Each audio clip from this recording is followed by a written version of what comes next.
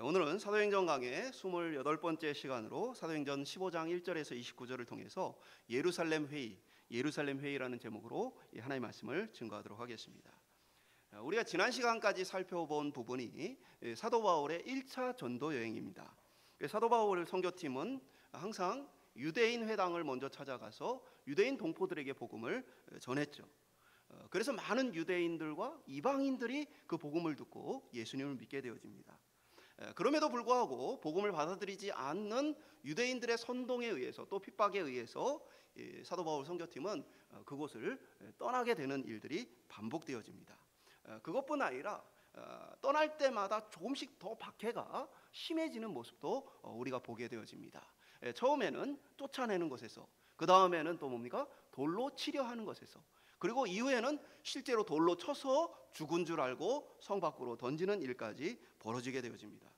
그럼에도 불구하고 사도 바울 선교팀은 다시 선교를 마치고 돌아가는 길에 자신들을 박해했던 그 도시들로 다시 들어가서 복음을 전파했던 모습을 보게 되어집니다. 이렇게 우리에게도 복음이 전해지기까지는 수많은 사람들의 희생과 핏값으로 우리가 이 귀한 복음을 전해 듣게 되었다라는 부분을 함께 나누었습니다. 오늘 본문은 이 파송했던 교회인 안디옥 교회에 이 선교팀이 도착하자마자 그곳에 여러 혼란이 있는 것들을 발견하게 되어집니다. 교회 안에 아주 다양한 사람들에 의해서 혼란이 발생하되 특별히 교리적인 심각한 문제가 발생하게 되어지죠. 교회란 다양한 사람들이 모이는 곳입니다. 그리고 그 중에서는 자신의 신념과 가치를 가지고 복음을 끝까지 따르지 않는, 또 내려놓지 못하는 그런 사람들도 있습니다. 그러니까 정확히 말하면 성경의 예수의 복음이 아니라 자기 복음을 고집하는 사람들이 있어요. 그래서 예수님이 무엇을 기뻐하시느냐가 아니고 내가 뭘 원하느냐, 그거를 포기하지 못하는 사람들이 있어요. 그것으로 말미암아 때로는 오늘 본문처럼 교회에 혼란스러운 일이 발생하기도 합니다. 서로 많은 다양한 생각을 가진 사람들 가운데 우리는 무엇에 대해서 양보할 수 있고 무엇에 대해서는 양보할 수 없는가?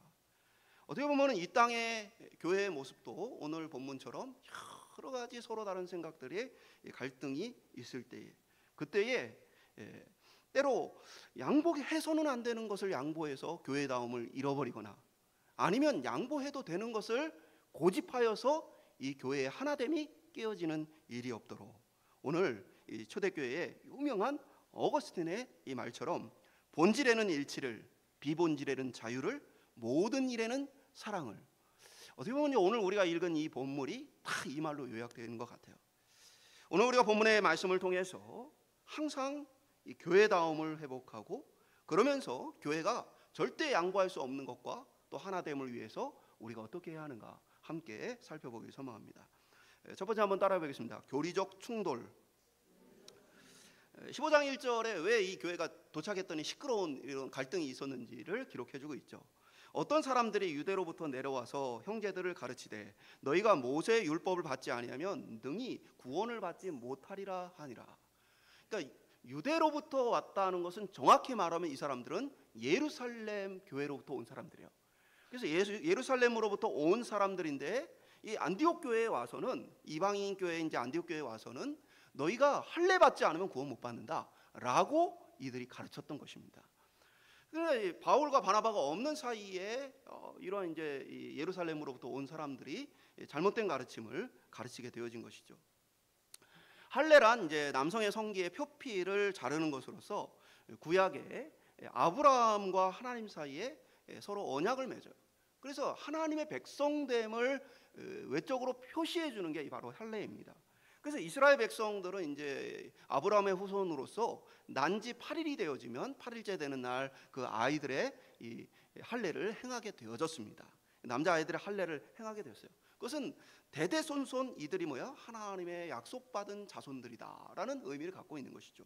그렇기 때문에 유대인들은 할례란 내가 하나님의 언약의 백성이라는 뜻이었어요. 그래서 누구든지 하나님을 믿는 자들이라면 할례를 받고 하나님의 백성에 동참하도록 하였습니다.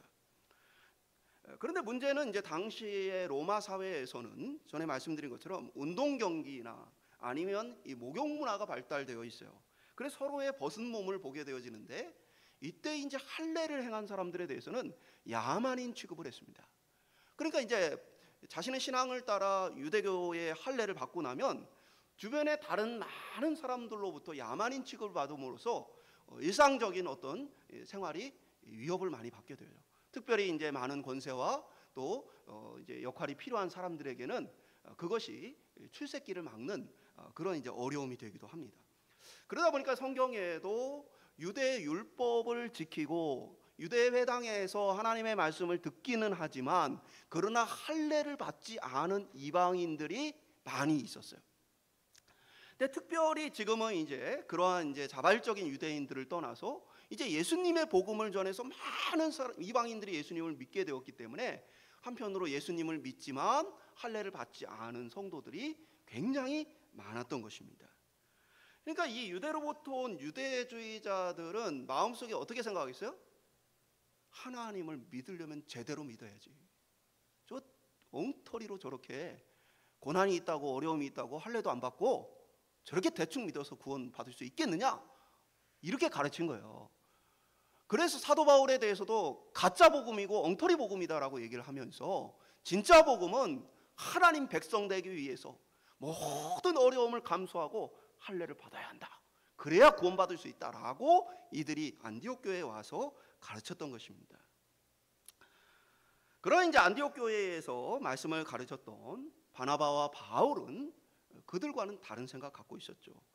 그래서 2절에 보면 바울 및 바나바와 그들 사이에 적지 아니하는 다툼과 변론이 일어난지라. 그래서 안디옥 교회에 들어와 있는 지금 예루살렘에서 온 이 사람들과 바울과 바나바 사이에서 많은 변론과 다툼이 일어났다. 성경 구절을 가지고 어떤 것이 옳은가, 어떤 것이 잘못된 것인가, 그런 이제 논쟁과 다툼이 일어났다는 거예요. 한마디로 교회에 교리 논쟁이 벌어진 것이죠. 그래서 구원을 받기 위해 할례를 받아야만 하는가, 이 문제로 인한 교회의 혼란이 일어나게 되어진 거예요. 그리고 이제 거기에 또 한 걸음 더 나아가서 다른 부류의 사람들이 나오는데 바로 예루살렘의 회의에서 이제 나타난 사람들이에요. 5절에 보면 바리새파 중에 어떤 믿는 사람들이 일어나 말하되 이방인에게 할례를 행하고 모세의 율법을 지키라 명하는 것이 마땅하다 하니라. 그러니까 이 사람들은 전부 다 뭐냐면 예수님 믿는 사람들이에요. 근데 이 예루살렘에서 말하는 이 사람들은 누구냐?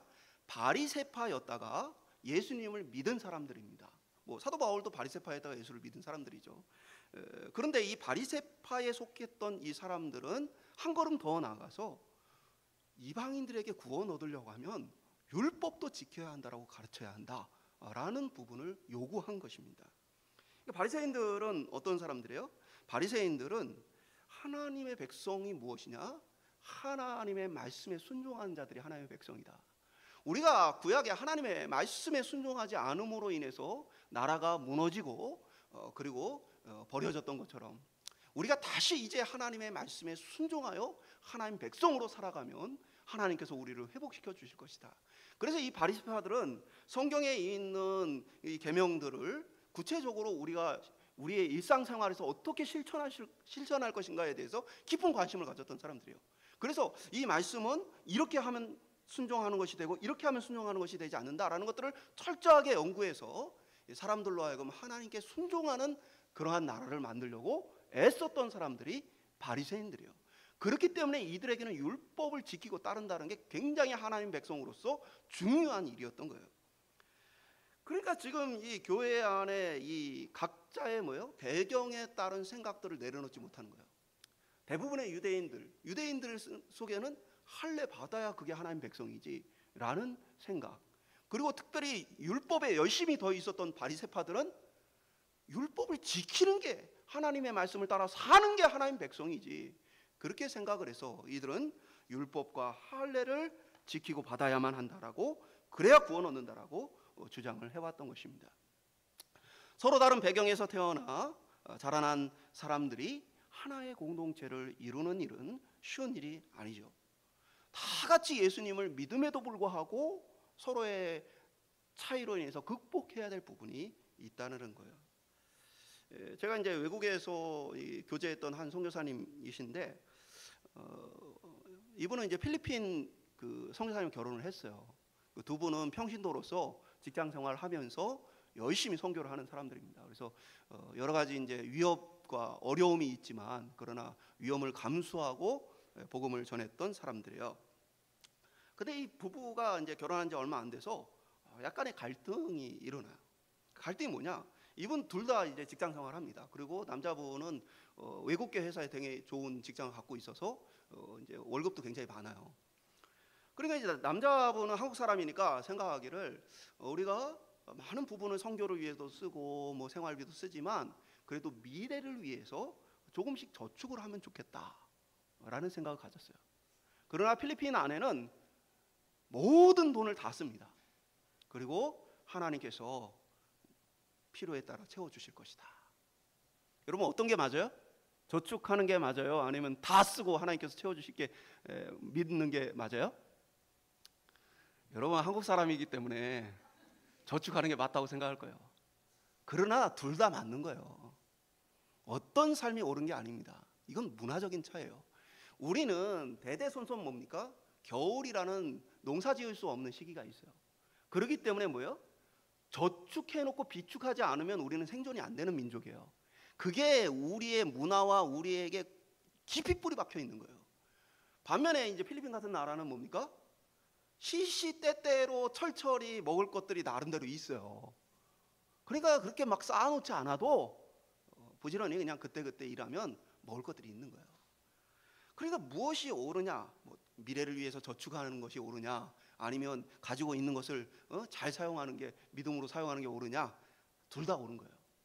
그러나 다만 서로가 예수님을 믿고 사랑하고 함께 선교를 위해 애쓰지만 서로가 살아왔던 배경과 살아왔던 문화가 다른 거예요. 그러니까 그것에 대해서 서로 맞춰가는 게 필요한 것이죠. 그러면서 본다면 뭡니까? 교회란 뭐예요?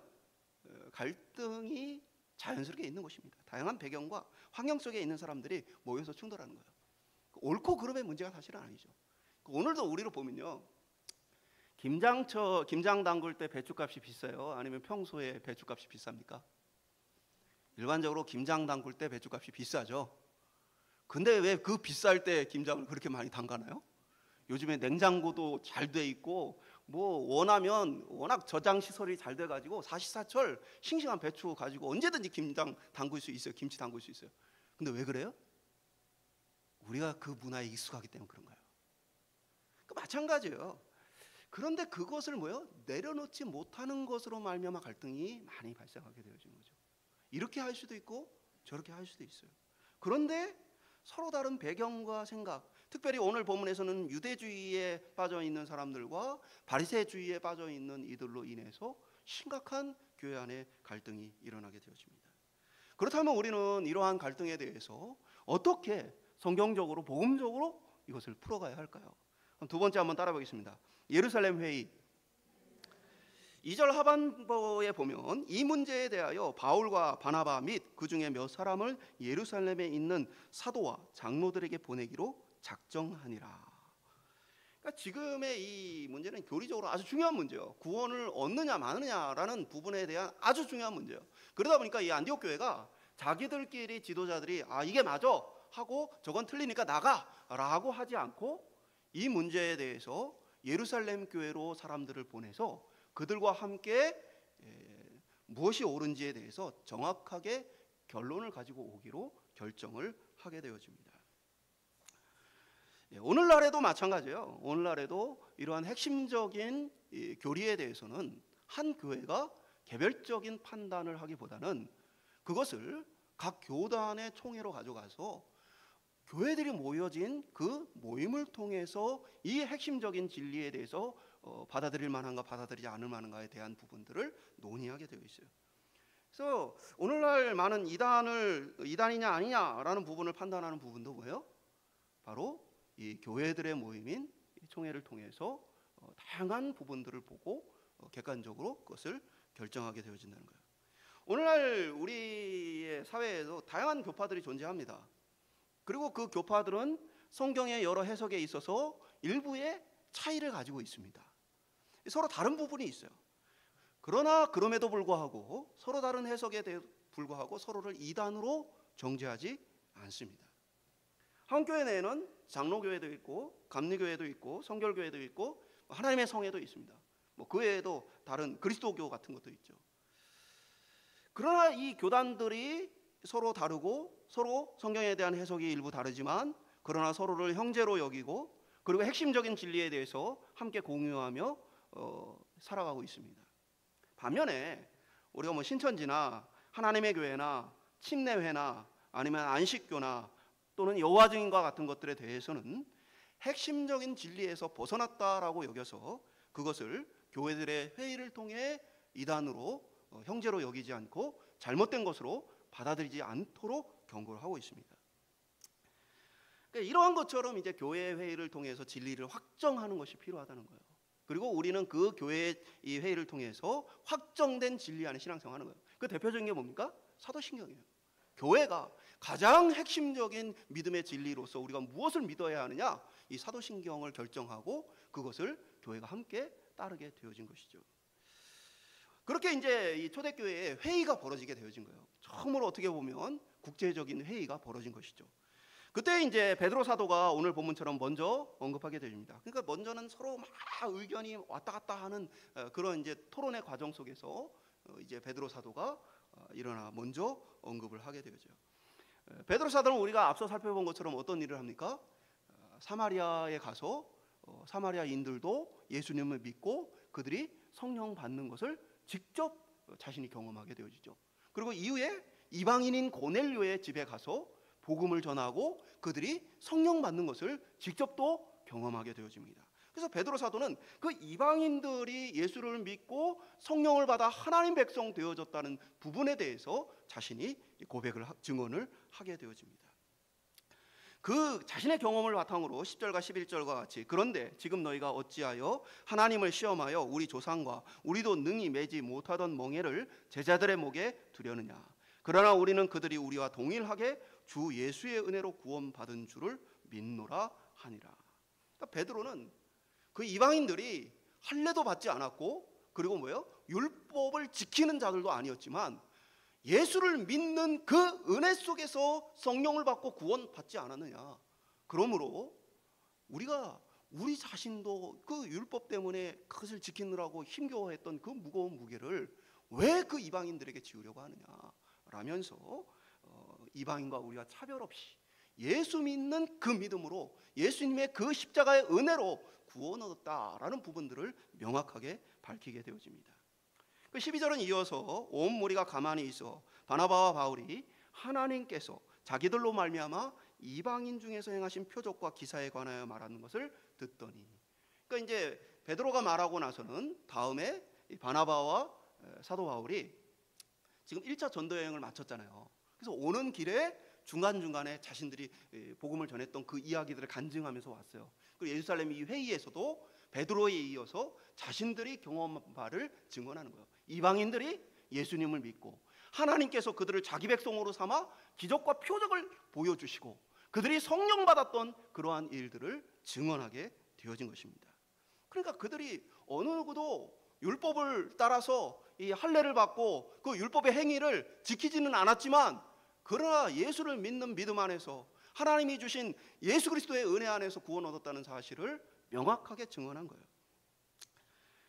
그리고 나서 13절에 보면 이제 야고보 사도가 이 모든 회의에서 상황을 정리하게 되어집니다.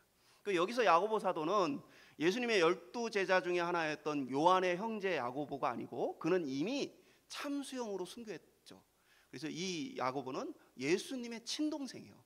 예수님의 친동생이 처음에는 예수님을 믿지 않다가 이후에 예수님을 믿게 되어져요. 그러면서 교회의 지도자로 서게 되어지고 특별히 예루살렘 교회를 이끌어가는 그런 지도자로 세워집니다. 그래서 오늘 본문에서도 야고보 사도가 이 모든 상황을 마지막에 정리하게 되어지죠.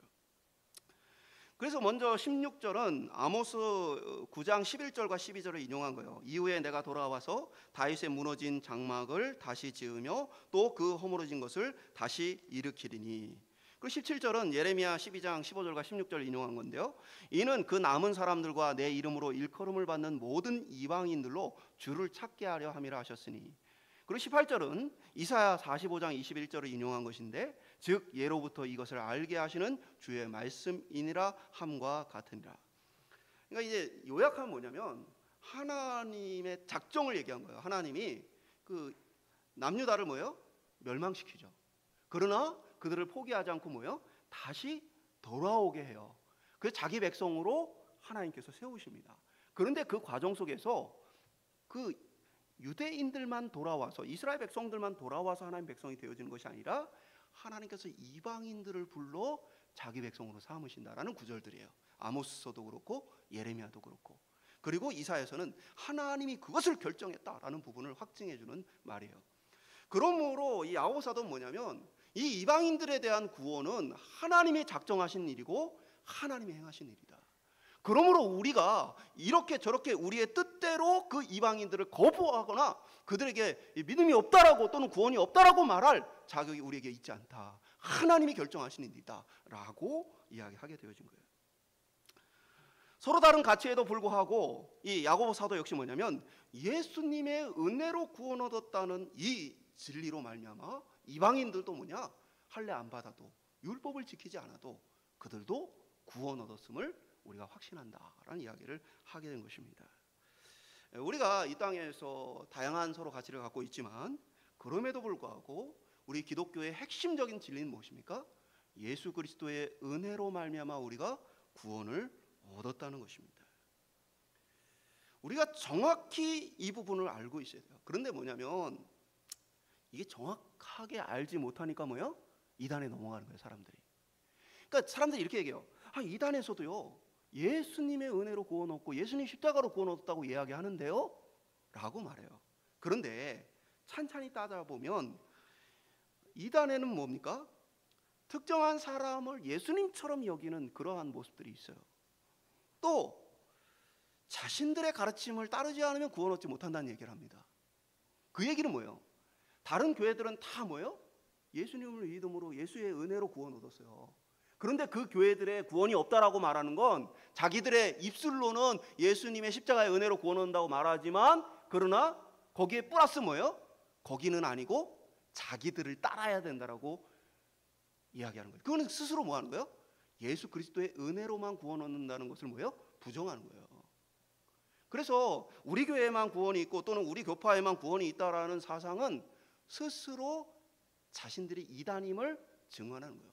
예수 그리스도의 은혜 말고 다른 구원의 수단을 주장하는 거예요. 그래서 우리가 예수 그리스도의 은혜만으로 구원 얻는다는 이 진리에 대해서 깊고 정확하게 알아야 됩니다. 표면만 알아서는 구분할 수 없다는 거예요. 여러분 그 위패를 감정하는 사람들이 이거 딱 보고는 위패 요 부분이 잘못돼서 위패구나라고 생각하지 않아요. 그러니까 위패라는 것도 뭐예요? 시간이 지날수록 더 발전합니다. 그래서 전에 여기에 오류가 있던 위패가 다음 단계 가면 그게 없어져요. 그래서 그 위패를 알아서는 제대로 이게 진짜 돈인지 가짜 돈인지 구분 못해요. 그들이 하는 일은 뭡니까? 진짜 돈에 대해서 철저하게 연구함으로써 가짜, 새로운 가짜가 날마다 나와도 분별하는 거죠. 우리 그리스도인들이 뭡니까? 예수 그리스도의 은혜로 우리가 구원 얻었다는 이 진리를 제대로 정확하고 확실하게 알 때에 뭐예요? 이단이나 잘못된 것으로부터 우리 자신을 지킬 수 있는 것이에요. 그런데 대부분의 사람들은요 이걸 희미하게 알고 그렇기 때문에 이단에 많이 빠지게 되어지는 거예요. 야고보 사도는 각 교회에 보내지는 편지를 통해서 할례와 율법을 통해 구원받는다는 주장은 잘못된 것이고 교회의 참된 가르침이 아니라는 사실들에 대해서 명확하게 합니다. 그래서 24절에 보면 이 각 이방 교회에 보내는 편지에 야고보 사도가 이렇게 기록해요. 들은즉 우리 가운데 어떤 사람들이 우리의 지시도 없이 나아가서 말로 너희를 괴롭게 하고 마음을 혼란하게 한다 하기로. 그러니까 야고보 사도가 명확하게 밝힌 거예요. 지금 안디옥 교회에 가가지고 할례 받지 않으면 구원 못 받는다라고 말한 사람들 우리 교회가 파송한 사람 아니다. 지들이 지멋대로 가서 옳지도 않은 이야기 지금 하고 있는 것이다 라고 야고보 사도가 뭐예요? 명확하게 밝혀주는 거예요. 그러므로 그들의 말을 듣지 말아라. 교회의 확실한 입장도 아니고 교회가 보낸 사람도 아니고 그들의 말은 신뢰할 것이 되지 못한다 라고 명확하게 밝혀줍니다. 사랑하는 여러분, 오늘 저와 여러분이 오직 예수의 은혜로 구원 얻었다는 이 진리를 분명하게 알 수 있기를 소망합니다. 우리 모두는 죄인이고 그 죄로 말미암아 하나님의 저주를 받는 것이 마땅하지만 예수님께서 십자가에서 우리를 대신해 저주를 받으시고 하나님 찾으시는 의로움을 예수님께서 스스로 이루신 그 의를 우리에게 주심으로 우리가 하나님의 기준에 합당한 구원받기에 합당한 그러한 모습이 되었다. 이 은혜를 우리가 꼭 기억하고 확신하며 살 수 있기를 축복합니다. 마지막으로 따라하겠습니다. 평안을 위한 배려. 그 야고보 사도는 이제 유대주의나 바리새주의에 빠진 사람들의 가르침이 잘못됐다라고 분명히 선을 긋지만 그럼에도 불구하고 유대주의나 바리새주의에 있는 실제 성도들이 많아요, 적어요? 많아요. 그러니까 몇몇 사람의 이야기가 아닙니다, 사실은. 상당히 많은 유대인들은요, 태어나면서부터 또는 그 조상들로부터 지속적으로 이 유대주의와 바리새주의 안에서 자라났어요. 예수님을 믿기는 했지만 이들이 아직 확실하게 이것들에 대해서 알지 못하는 상황이 있었기 때문에 다 마음 한편에는 할례 받고 율법 지켜야 되는 거 아닌가라는 그런 마음들을 가지고 있어요. 그것이 쉽게 없어지는 일이 아니에요. 그래서 이 야고보 사도는 그러한 유대인 그리스도인들을 위한 배려에 대해서 기록을 해주고 있어요. 20절과 21절에 보면 다만 우상의 더러운 것과 음행과 목매어 죽인 것과 피를 멀리하라고 편지하는 것이 옳으니 이는 예로부터 각성에서 모세를 전하는 자가 있어 안식일마다 회당에서 그 글을 읽음이라 하더라. 우상에게 바쳐졌던 음식은 먹으면 돼야 안 돼요? 그러니까 지금 야고보 사도가 사람들에게 딱 확정하고 보내는 편지의 내용은 뭐냐면 이방인들에게 보내는 편지예요. 우상의 더러운 것, 그러니까 우상에게 바쳐졌던 음식 같은 것들을 얘기하는 거죠. 그다음 음행이나 목매어 죽인 것, 또 피를 먹는 것들에 대해서 하지 말라고 권면한 것이에요. 그런데 고린도전서에 보면 사도 바울이 뭐라고 얘기합니까? 우상에게 바쳐졌던 고기에 대해서 먹으라고 해요? 먹지 말라고 그래요? 먹으라고 합니다. 그러니까 우상 신전에서 많은 이 동물 제사가 드려지잖아요. 그러면 그게 신전에서 다 소화가 안 돼요. 그것을 다 거기서 해결이 안 돼요. 그러면 그 신전에서 우상에게 바쳐졌던 그 고기들이 시장으로 나온단 말이에요. 그 시장에서 팔아요. 그때 사도 바울은 뭐냐면 너희는 시장에 가서 고기 살 때 이거 신전에서 나온 겁니까? 아니면은 그 도축장에서 잡은 겁니까? 라고 묻지 말고 그냥 먹어라 라고 얘기합니다. 그러니까 우상에게 바쳐진 음식을 먹어도 된다 안 된다?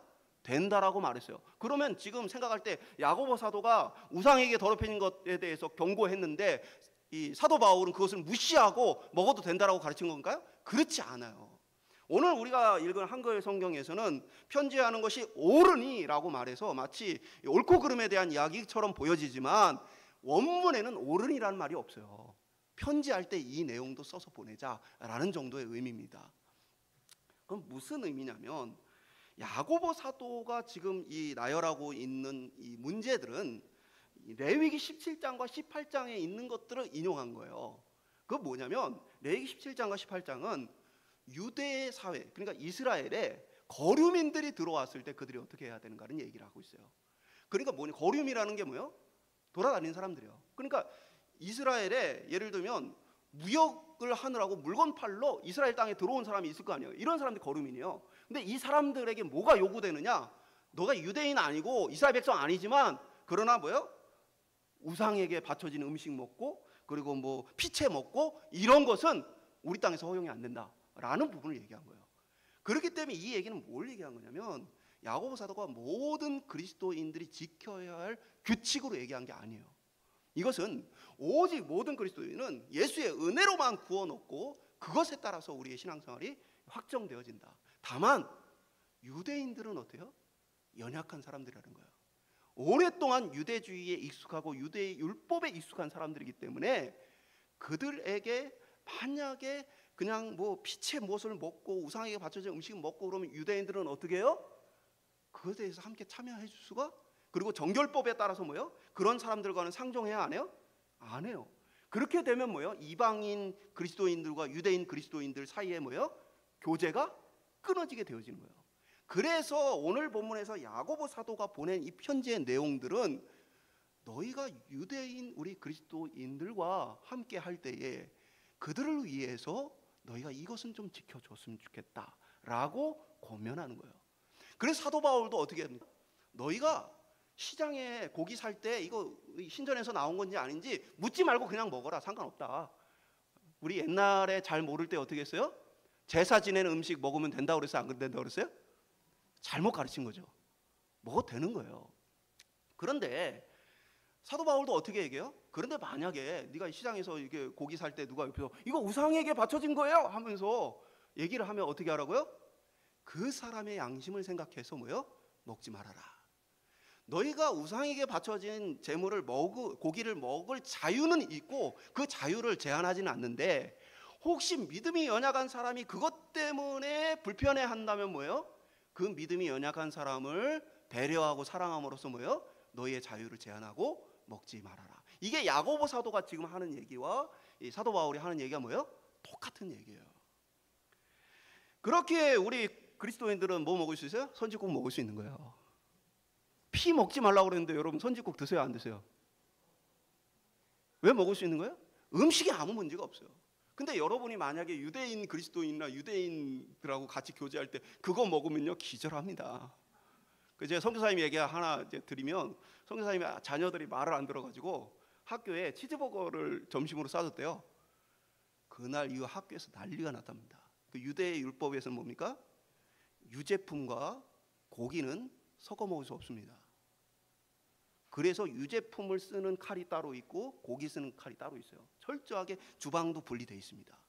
그런데 얘가 치즈버거를 들고 오는 순간 학교에서 난리 나고 애들이 얘를 가까이 해야 안 해요?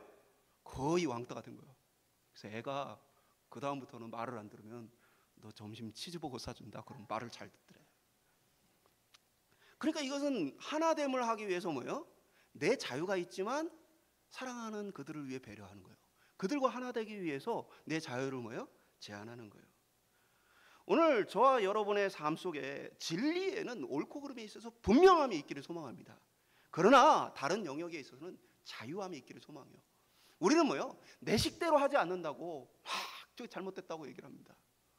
저희 아내가 TV를 보다가 이제 뭐 이렇게 어떤 배우가 요리를 하는데 파전을 부치는데 밀가루를 먼저 다 이렇게 그 올리고 그 위에다가 파를 딱 올리는데 저희 아내가 저거 잘못됐어.